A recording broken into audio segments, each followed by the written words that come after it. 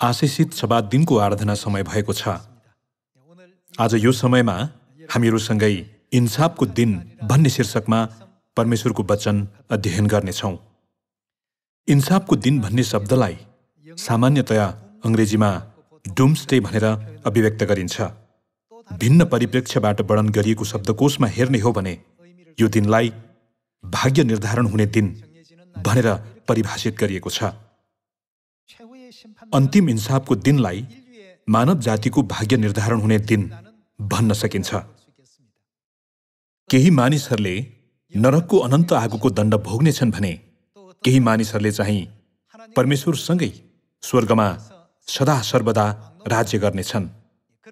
त्यसरी भाग्य निर्धारण हुने दिन नै डुम्सडे अर्थात् इन्साफको दिन हो भन्न सकिन्छ। परमेश्वरले प्रत्येक मानिसले जीवनभरि गरेको कार्य अनुसार इन्साफ गर्नु भएर अन्तिम फैसला गर्नुहुनेछ भनेर बाइबलमा अभिलेख गरिएको छ। आज बाइबलमा उल्लेखित इन्साफ सम्बन्धी विषयहरूलाई हेर्दै विश्वासको बाटोमा हिँड्ने क्रममा विश्वासको मनस्थितिलाई कसरी सुधार्न सकिन्छ भन्ने बारे बुझ्ने समय लिनेछौँ। विश्वासको बाटोमा हिँड्ने क्रममा अन्त्यसम्मको दौड पूरा गर्न नसक्ने अधिकांश मानिसहरूले अन्तिम इन्साफ हुनेछ भन्ने यथार्थतालाई सजिलै बिर्सन पुग्छन्। त्यस्ता मानिसहरूले सबै कुराहरूलाई आफ्नै अवस्थाको आधारमा व्यक्तिगत खुसी र सन्तुष्टिको पक्षबाट मूल्याङ्कन गर्ने गर्छन्। तिनीहरूले अपेक्षा गरे जस्तो नहुँदाखेरि विश्वास त्याग्ने, परमेश्वरलाई बिर्सने र सत्यता त्याग्ने अवस्था सृजना भएका घटनाहरू धेरै छन्। यसकारण यशाया अगमवक्ताले सियोनमा छोडिएका र यरुसलेममा बाँकी रहेकाहरू पवित्र कहलाइने छन् भनेका छन् नि, होइन र? दाजुभाइ तथा दिदीबहिनीहरू, संसारको न्याय प्रणालीमा पनि हेर्ने हो भने त्यहाँ वादी र प्रतिवादी भन्ने हुन्छ। त्यो कुनै गम्भीर अपराधिक मामिला नै भए पनि न्यायाधीशले अन्तिम फैसला सुनाउन अघि त्यो छानबिन गरिनुपर्ने मामिला हो कि होइन भनेर जान्नको निम्ति प्रतिवादीका गतिविधिहरूलाई जाँच्ने गर्छन्। प्रतिवादी स्वभावैले दुष्ट भएकोले उसले अपराध गर्न पुगेको हो कि होइन भनेर न्यायाधीशले पत्ता लगाउनु पर्ने हुन्छ। एक एक प्रमाणहरूको विस्तृत जाँचपछि न्यायाधीशले अन्तिम फैसला सुनाउँछन्। हाम्रो आत्मिक इन्साफको प्रसङ्गमा पनि उस्तै हो। आत्मिक इन्साफको दिनमा हाम्रा न्यायाधीश नै परमेश्वर हुनुहुन्छ। हामीले दैनिक रूपमा कस्तो जीवन बिताउँदै आयौँ, कस्तो विश्वासको जीवन जियौँ इत्यादि सबै कुराहरूको विषयमा परमेश्वरको पुस्तकमा जस्ताको तस्तै लेखिन्छ भनेर भनिएको छ नि। इन्साफको दिनमा परमेश्वरको अगाडि खडा हुँदाखेरि स्वर्ग प्रवेश गर्ने फैसला पाउने यहाँहरू र म जसरी पनि हुन सकौँ। प्रकाश अध्याय 14 को पद 7 मा हेरौँ। तिनले चर्को स्वरमा भने, परमेश्वरसँग डराऊ र उहाँलाई महिमा देऊ, किनकि उहाँका इन्साफको घडी आएको छ। स्वर्ग, पृथ्वी, समुद्र र पानीका मूलहरू बनाउनु हुनेलाई दण्डवत गर भनिएको छ। गत एक वर्षमा विश्वभरिबाट 10 करोड भन्दा बढी मानिसहरू कोरोना भाइरसले संक्रमित भएको खबर समाचारमा सुनिएको थियो। अहिले पनि संक्रमण दर लगातार बढिरहेको भए पनि त्यसलाई रोक्ने तरिका अझैसम्म पनि पत्ता लागेको छैन। भाइरसका कारण धेरै मानिसहरूको मृत्यु हुने क्रम जारी छ। हुन त धेरै मानिसहरूले त्यसलाई रोकथाम गर्ने खोप तथा औषधिहरू विकास गरिरहेका त छन्, तर यस्ता घटनाहरूलाई लिएर अविश्वासी मानिसहरूले समेत ओहो, अहिलेको समय चाहिँ बाइबल र ख्रिस्टियनहरूले भन्ने गरेको इन्साफको दिन हो कि भनेर आम तवरले कुरा गरिरहेका छन्। दाजुभाइ तथा दिदीबहिनीहरू, यो संसार सदाकाल रहिरहने होइन। कुनै न कुनै दिन गएर हामी सबैले यो संसार छोड्नै पर्ने हुन्छ। एक एक गर्दै सबैजनाले यो संसार छोड्नेछन्। यद्यपि ढिलो चाँडो सारा ब्रह्माण्डले निश्चय नै इन्साफको दिनको सामना गर्नुपर्नेछ भन्ने कुरालाई हामीले जसरी पनि याद राख्नुपर्छ। यो कुरालाई याद नगर्दा लगातार पापमय कुराहरूतिर आँखा जानेछ। परमेश्वरलाई प्रसन्न नतुल्याउने पापमय जीवनशैली, व्यवहार र स्वभावलाई नै तर्कसङ्गत बनाउन पुगिनेछ। हामी हिब्रू अध्याय 9 को पद 27 हेरौं। जसरी मानिसको निम्ति एकपटक मर्नु निश्चित छ र त्यसपछि इन्साफ भनिएको छ, निश्चय नै परमेश्वरबाट इन्साफ हुन्छ भनिएको छ। बाइबलका सम्पूर्ण वचनहरू सत्यताका वचनहरू हुन्। सत्यता भन्नाले सत्य र भरपर्दो भन्ने अर्थ हो। बाइबलमा भनि अनुसारै इन्साफको दिन कोही एकजनाको निम्ति मात्र नभएर सम्पूर्ण मानव जातिको निम्ति निश्चय नै आउनेछ भन्ने कुरालाई हामीले मानसपटलमा खोप्नुपर्छ। डुम्सडे भन्नाले भाग्य निर्धारण हुने दिन भन्ने अर्थ हो। दाजुभाइ तथा दिदीबहिनीहरू, हाम्रो भाग्यबारे कस्तो फैसला भएमा उत्तम हुन्छ होला? स्वर्गमा राजकीय पुजाहारी बनेर परमेश्वरसँगै सदाकाल अनन्त जीवन र खुशी उपभोग गर्ने भाग्य निर्धारण हुनु नै उत्तम होइन र? त्यसो भए हामीहरू सोही अनुसारको चालढङ्गमा चल्नुपर्छ।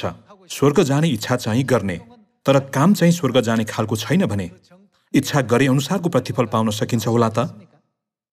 हामीले आफ्नो जीवनका सबै पक्षहरूलाई परमेश्वर र स्वर्गमा केन्द्रित गराउनुपर्छ। के हामीहरू यो संसारमा एकैछिनको लागि जिएर फेरि फर्की जानुपर्ने परदेशीहरू होइनौँ र? यस संसारमा लामो समयसम्म जिएर संसारबाट भर्खरै बिदा हुनुभएका केही वृद्धहरू हुनुहुन्छ।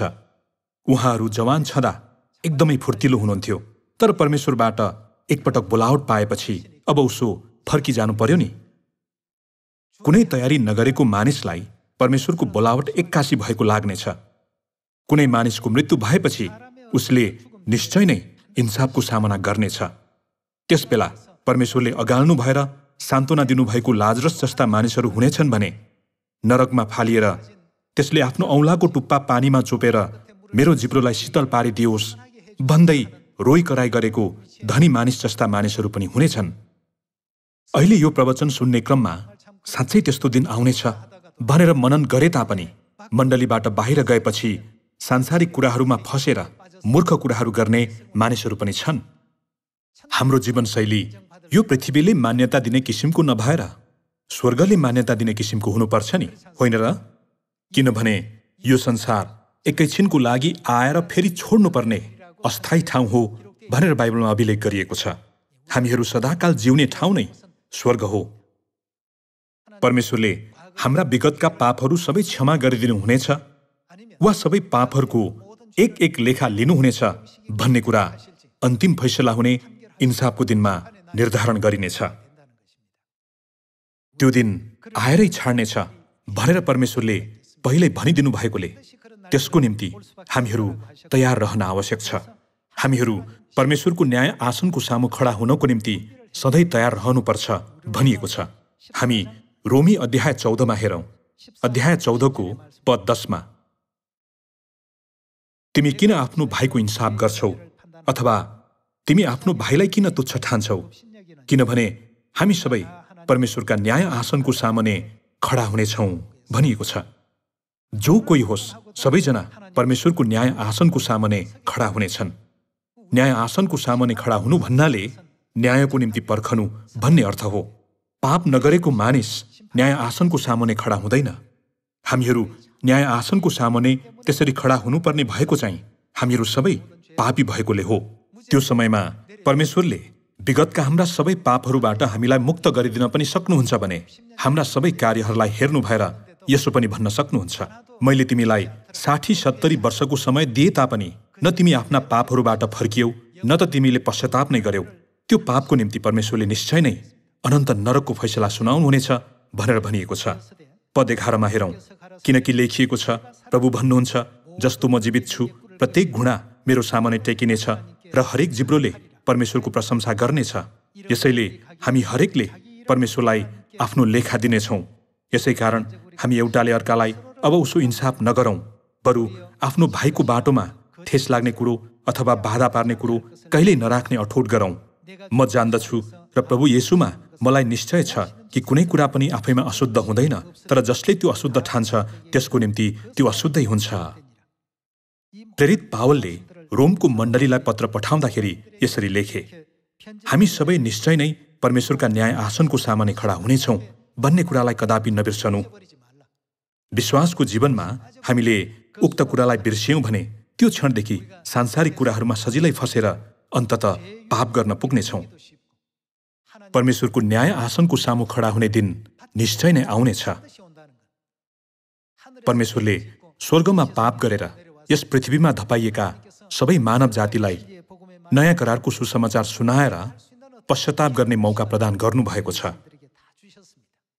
सुनेर पनि इन्कार गर्ने मानिसहरू हुन्छन् भने सुनेर त्यसै अनुसार गर्ने मानिसहरू पनि हुन्छन्। हाम्रो अन्तिम भाग्य निर्धारण हुने त्यो इन्साफको दिनमा स्वर्ग प्रवेश गर्ने फैसला पाउने यहाँहरू र म हुनेछौँ भनी आशा गर्दछु। पहिलो तिमोथी अध्याय 5 को पद 24 मा हेरौँ।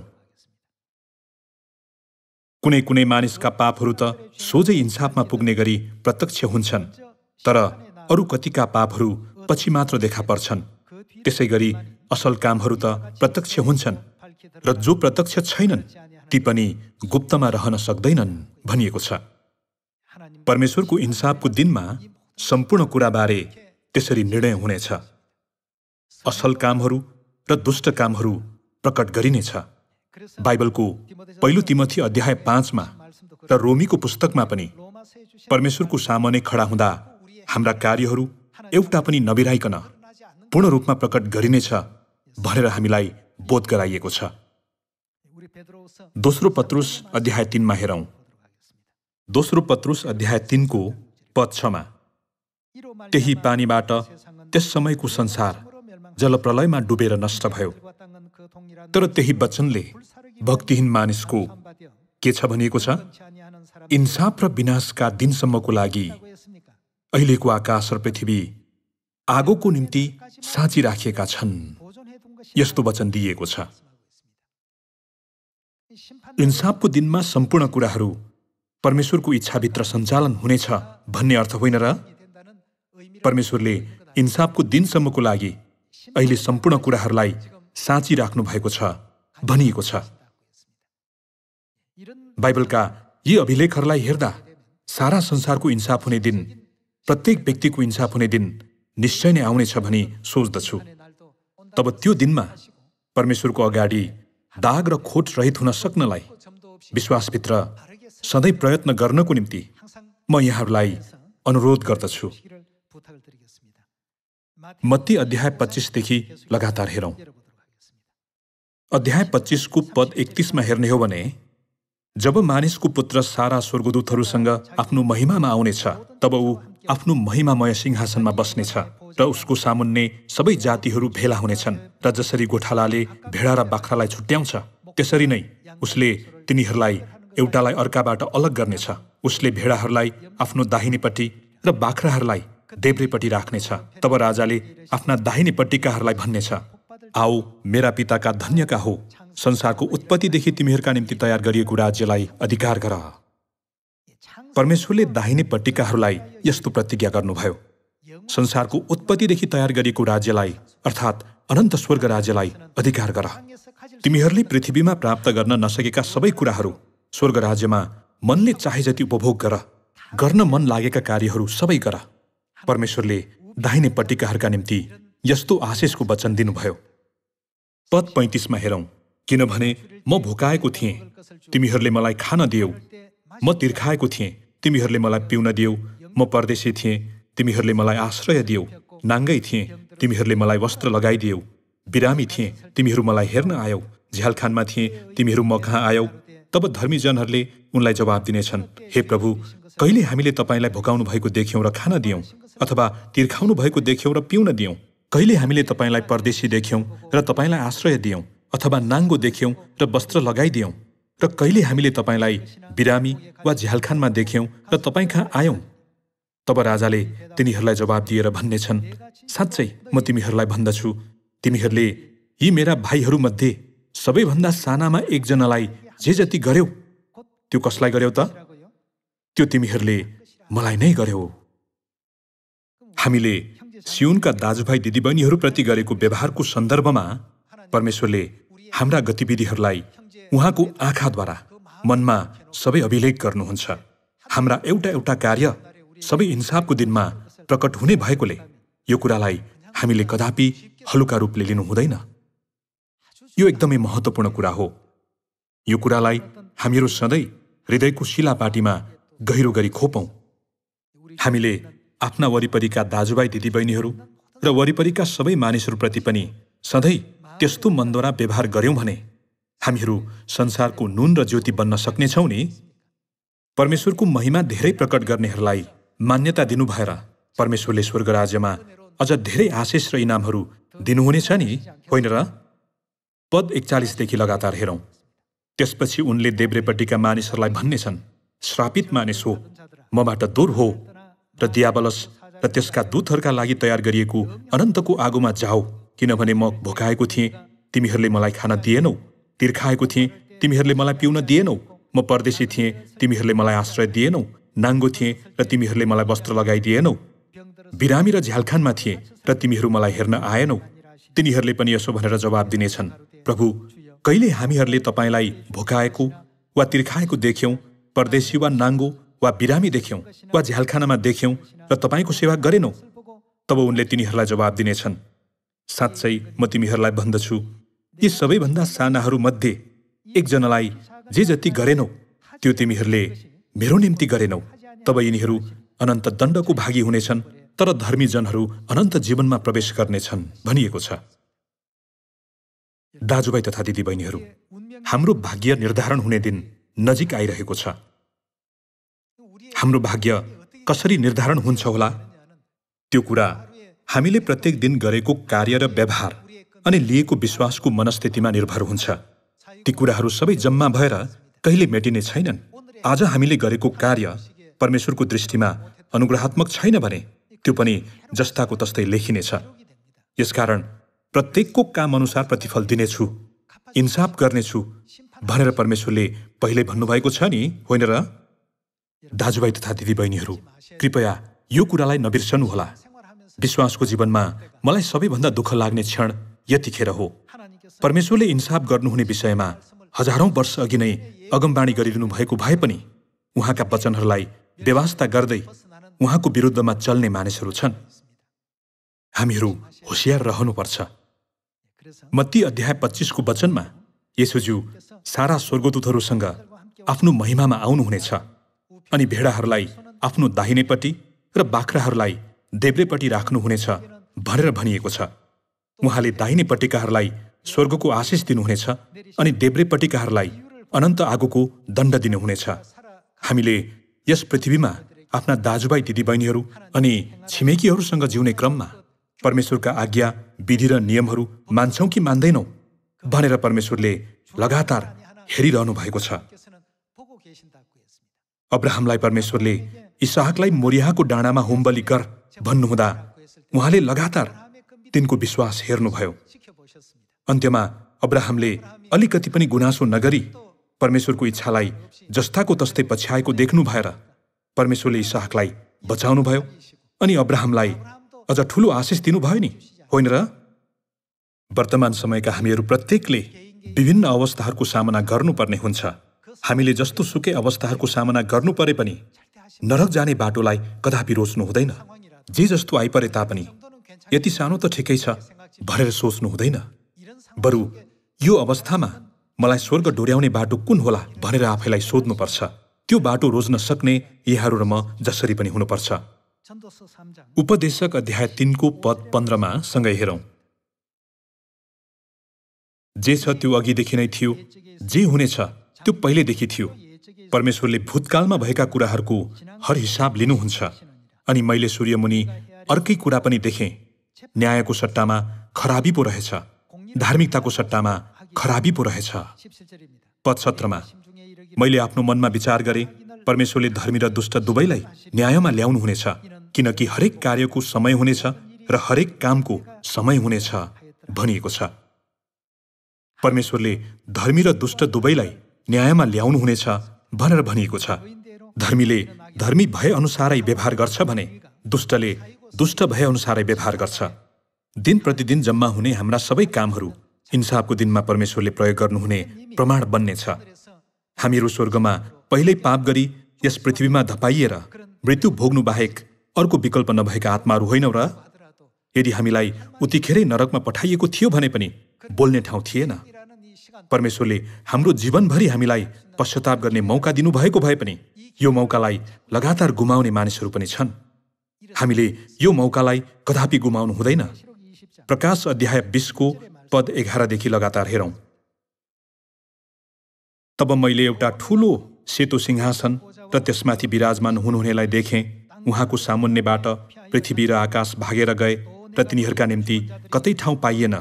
मैले ठूला र साना सबै मृतकहरूलाई सिंहासनको सामुन्ने उभिरहेका देखेँ र पुस्तकहरू खोलिए। अर्को एउटा पुस्तक पनि खोलियो जो जीवनको पुस्तक हो।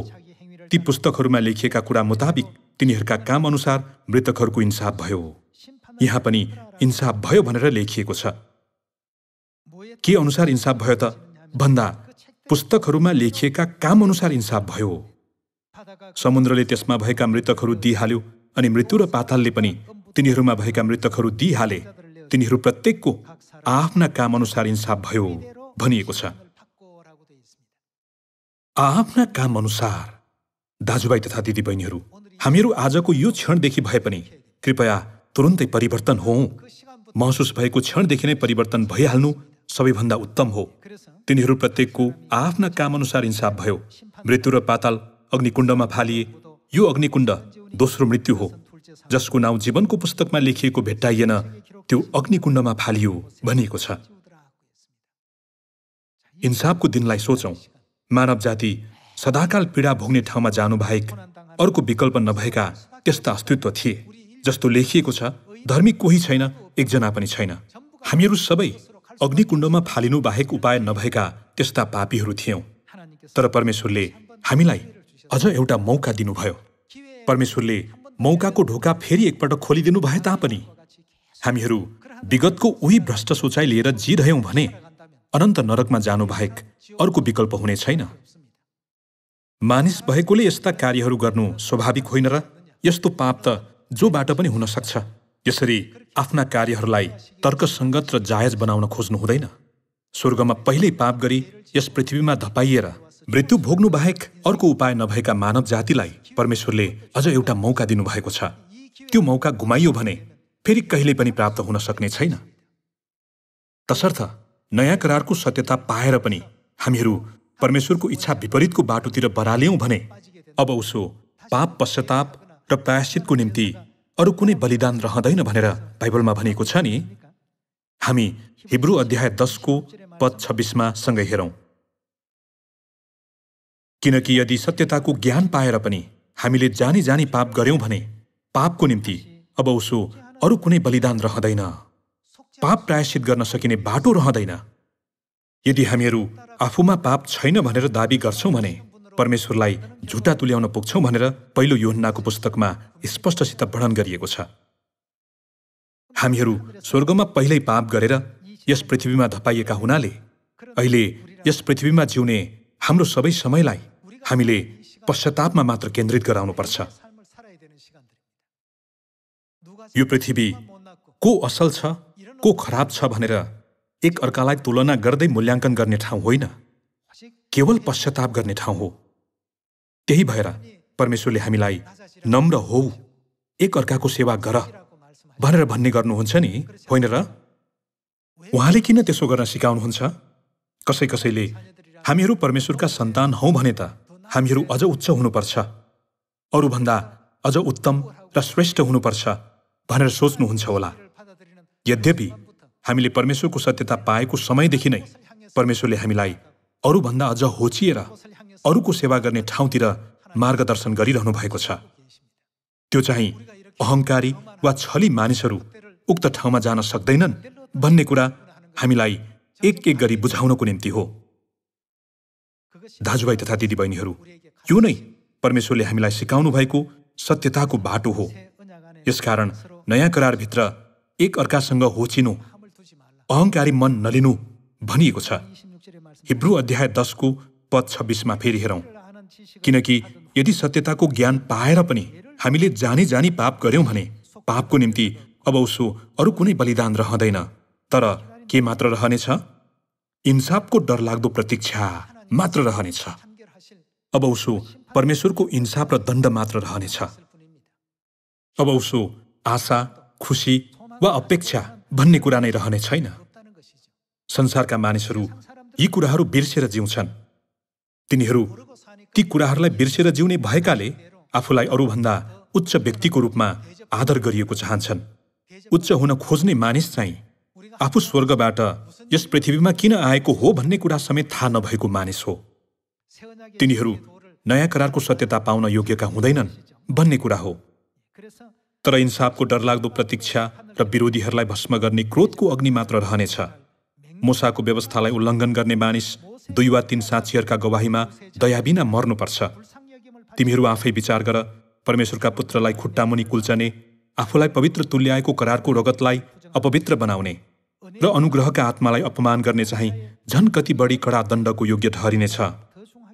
किनकि प्रतिशोध लिने काम मेरो हो, प्रतिफल म दिनेछु भन्नुहुनेलाई हामी चिन्छौँ। यसो पनि भनिएको छ, परमप्रभुले आफ्ना मानिसहरूको इन्साफ गर्नुहुनेछ। जीवित परमेश्वरको हातमा पर्नु डरलाग्दो कुरो हो। ती अघिका दिनहरूलाई सम्झ। त्यसबेला प्रकाश पाएपछि तिमीहरू कष्टहरू सहित कठोर सङ्घर्षमा स्थिर रहेका थियौ। कहिले त निन्दा र कष्टहरूले अरूको तमासा बनाइएका थियौ भने कहिले चाहिँ त्यस्तै अवस्थामा परेकाहरू सँगसँगै सहभागी भएका थियौ। कैदीहरूमाथि तिमीहरूले दया देखायौ, आफ्नो सम्पत्ति लुटिँदा पनि हर्षसाथ छयौ, किनकि तिमीहरू जान्दथ्यौ कि तिमीहरूको आफ्नै अझ उत्तम र सदा रहने सम्पत्ति छ।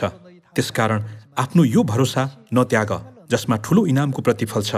परमेश्वरको इच्छा पूरा गर्न र प्रतिज्ञा गरेको प्रतिफल प्राप्त गर्न तिमीहरूलाई स्थिर रहनु आवश्यक छ। किनकि अब एकैछिनमा आउनुहुने चाहिँ आउनु नै हुनेछ र ब्यालो गर्नुहुने छैन। तर मेरो धार्मिक जन चाहिँ विश्वासद्वारा बाँच्नेछ, र यदि ऊ पछि हट्छ भने त म उसँग खुसी हुने छैन। तर हामी पछि हट्ने र विनाश पारिनेहरूमध्येका होइनौँ, तर विश्वास गरी बचाइएकाहरूमध्येका हौँ भनिएको छ। दाजुभाइ तथा दिदीबहिनीहरू, मानिसहरू यस पृथ्वीमा जन्मिएदेखि संसारको शक्ति लिएर संसारका सम्पूर्ण कुराहरू हातमा पार्न सक्छु जस्तै गरी अहिले जिरहेका छन्। तर हामीहरू चाहिँ यस पृथ्वीमा आउनुको कारण बुझेर अहिले जिरहेका छौँ। त्यसैले उक्त कुरा बुझेको मानिसको रूपमा जीवनको बाटो रोज्न सक्ने हामीहरू हुनुपर्छ। इन्साफ निश्चय नै हुनेछ भन्ने कुरालाई हामीले दिमागमा राख्नुपर्छ। त्यो इन्साफको दिन नआउन्जेल विश्वासमा लगातार हुर्किएर आफ्ना कमजोर पक्षहरूलाई हामीले सुधार्दै लैजानुपर्छ। त्यसो गर्दै जाने क्रममा हाम्रो विश्वासको जीवन सिद्ध बनेको त्यो क्षणमा परमेश्वरले साँच्चै राम्रो गर्यौ भनेर हाम्रो प्रशंसा गर्नुहुनेछ। परमेश्वरले हामीलाई अनन्त स्वर्गको नागरिकको रूपमा स्वीकार्नु भएर स्वागत गर्नुहुनेछ। सत्यताको ज्ञान पाएपछि पनि अब फेरि पनि परमेश्वरबाट टाढा पुर्याउने कुराहरू हामीमा कदापि हुनु हुँदैन। यस पृथ्वीको बाँकी समयमा पनि पितामाताले दिनुभएको शिक्षा अनुसार जता डोर्याइए तापनि आज्ञाकारी वनद्वारा पछ्याउन जान्ने हामीहरू जसरी पनि हुन सकौँ। उहाँहरूद्वारा जता डोर्याइए तापनि पछ्याउनेहरूले मुक्ति पाउनेछन् भनेर बाइबलमा भनिएको छ। अनि परमेश्वरले हजारौं हजार बलिदान भन्दा आज्ञा पालन नै अझ रुचाउनुहुन्छ भन्ने वचन पनि छ नि। एका देशमा एक वृद्ध दम्पति थिए। उनीहरूका एकजना मात्र छोरो थियो। छोरा हुर्किसकेको भए पनि उसले पैसा कमाउने वा विवाहबारी गर्ने बारे सोच्दै नसोची हरेक दिन त्यत्तिकै खेलेर मात्र बिताइरहेको थियो। त्यसकारण उसका बुबाले उसलाई यसो भने, तिमीले पुरै दिन त्यत्तिकै खेलेर मात्र बिताएकोले पैतृक सम्पत्तिबाट म तिमीलाई एक सुको पनि दिन सक्दिन। तिमीलाई परिवारको व्यवसाय धान्न मन छ भने पहिला तिमी आफैले पैसा कमाएर देखाऊ, त्यो हेरेर तिमीलाई पैतृक सम्पत्तिको अधिकार दिने कि नदिने भन्ने बारे विचार गरौँला। त्यो कुरा सुनिरहेकी आमाले छोरालाई केही पैसा दिइन्, किनभने छोरा खेल्न गएपछि त्यत्तिकै फर्कनेछ भन्ने कुरा तिनलाई थाहा थियो। तिनले छोरालाई आज मैले पैसा कमाएँ भन्दै बुबाको मनलाई थोरै भए पनि सान्त्वना दिनु भनेर सिकाइन्। त्यो छोरा बजारतिर गएर खेल्दै साथीहरूको घर जाँदै पुरै दिन त्यत्तिकै बिताएर घाम अस्ताएपछि घर फर्किआयो। उसका बुबाले खै आज केही कमाई भयो त भनेर सोधे। तब छोराले हजुर थोरै कमाए भन्दै केही सिक्काहरू देखायो। ती बुबाले छोराबाट ती सिक्काहरू लिएर जलिरहेको आगोमा सिधै फालिदिए। छोरा चुपचाप हेरेर मात्र बसिरह्यो। तिमीले यो आफ्नै बुताले कमाएको पैसा हुँदै होइन भनेर बुबाले भने। त्यसको अर्को दिन पनि त्यस्तै भयो। बुबाले चाल नपाउने गरी आमाले छोरालाई फेरि पनि केही सिक्काहरू दिइन्। त्यो दिन पनि ती बुबाले सबै सिक्काहरूलाई आगोमै मिल्काइदिए। छोरा एकहोरो हेरेर मात्र बसिरह्यो। तब कुनै एक दिन उसले साँच्चै पसिना बगाएर केही पैसा कमायो। पैसा कमाउनको लागि उसले दाउरा चिर्ने, केही पटक पानी ओसार पसार गर्ने जस्ता कामहरू गर्यो। पैसा कमाउनु उसको निम्ति सजिलो कुरो थिएन। त्यो दिनमा पनि उसले मैले यति पैसा कमाएँ भन्दै बुबालाई देखायो। ती बुबाले आज पनि आमाबाट पैसा लिएको होला, यो तिमीले आफ्नै परिश्रमले कमाएको पैसा हुँदै होइन भन्दै फेरि पनि त्यसलाई आगोमा मिल्काइदिए। तब छोराले अत्तालिँदै हत्त नपत्त गएर जलिरहेको दाउराको भुङ्रोबाट पैसा निकाल्न खोज्यो। त्यो देखेर बुबाले आजको पैसा चाहिँ छोराले आफ्नै पसिनाले कमाएको पैसा रहेछ भनेर तुरुन्तै थाहा पाइहाले। परिश्रम गरेर कमाएको पैसा हो कि अथवा त्यत्तिकै पाएको पैसा हो भनेर मानिसले त तुरुन्तै थाहा पाउन सक्छ भने झन् परमेश्वरले हाम्रा सबै पाप र कमजोरीहरूबारे थाहा पाउनुहुन्न होला र? बाइबलका लेखकहरूले प्रत्येकले गरेको कार्य अनुसार परमेश्वरले इन्साफ गर्नुहुनेछ भनेर लेखेका छन्। येशूज्यू स्वयंले पनि यस पृथ्वीमा आउनु भएर अन्तिम इन्साफको दिन सम्बन्धी सबै दृश्यहरू हामीलाई अवगत गराउनु भएको छ। उहाँले मत्ती अध्याय 25मा मेरा भाइहरूमध्ये सबैभन्दा सानामा एकजनालाई जे जति गर्यौ त्यो तिमीले मलाई नै गर्यौ भन्नुभएको छ नि। त्यस्तो मानसिकता लिएर हामीले स्वर्गमा गरेका पापहरू सबै पखाल्नुपर्छ भनेर उहाँले उक्त वचनद्वारा सिकाउनु खोज्नु भएको होइन र? आज यो वचनलाई पुनः एकपटक हृदयमा गहिरो गरी खोपौँ अनि इन्साफको दिनमा धर्मीजनको मान्यता पाउने हामीहरू हुन सकौँ। स्वर्गीय गृहनगर फर्केर गएपछि हामीले पहिला उपभोग गरेको महिमा पुनर्स्थापन गर्न सक्ने सियोनका सबै सन्तहरू जसरी पनि हुन सकौँ। जीवन एकदमै छोटो छ। अहिले युवावस्था छ भन्दैमा गर्व गर्न आवश्यक छैन। युवा अवस्था एक निमेषमा विलीन हुन्छ। भाग्य निर्धारण हुने त्यो दिनमा परमेश्वरको न्याय आसनको अगाडि दाग र खोट रहित हुन सक्नको निम्ति सधैँ प्रयत्न गर भनेर बाइबल तथा अगमवक्ताहरू मार्फत लगातार जोड दिइएको छ। अनन्त स्वर्गीय गृहनगर फर्केर जान चाहने मानिसहरूले अन्तिम इन्साफको दिन आउनेछ भन्ने कुरालाई अनिवार्य याद गर्दै म प्रत्येक दिन कसरी जिरहेको छु भनेर फर्केर हेर्नुपर्छ। आज म विश्वास अनुसार जिएँ कि अथवा संसारको लहलहीमा लागेर जिएँ भनेर आफैलाई सोध्नुपर्छ। यस पृथ्वीको बाँकी समयमा स्वर्गको तयारी गर्नको निम्ति म यहाँहरूलाई पुनः एकपटक अनुरोध गर्दछु। आजको वचनद्वारा अनुग्रह पाउनुभयो भन्ने आशा गर्दै प्रवचन समाप्त गर्दछु। धन्यवाद।